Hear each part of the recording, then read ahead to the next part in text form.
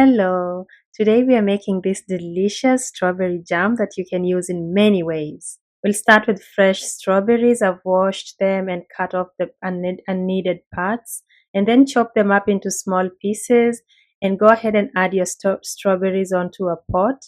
And then you'll need some lemon juice. So for 2 cups of chopped up strawberries, I'm using 2 tablespoons of lemon juice, and then add 1.5 tablespoons of sugar. Sprinkle it in there and then let the strawberries begin to cook.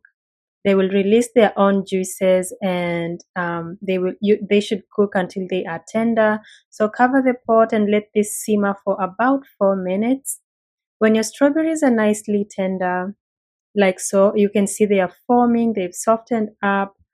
There will be a lot of liquid in there, that's okay. Go ahead and mash the strawberries up with a masher. Just press everything down nicely. So even if you cook your strawberries in full, you can still mash them up.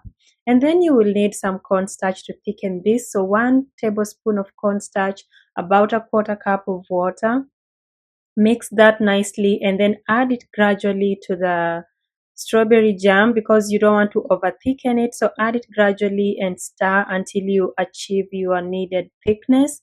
You want your strawberry jam to be thick enough to be but also should be spreadable. It shouldn't be too thick and chewy.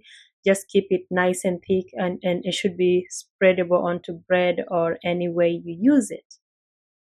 So stir and everything, stir at this point, lower the heat, stir this, and when it's thick enough, it's ready. Just set it aside and let your strawberry jam cool down, and then go ahead and plate it.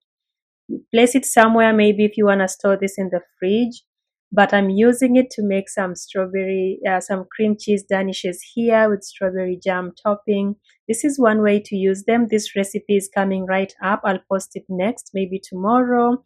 And if you want to check this recipe out, please do. Enjoy and see you in another video. Bye bye.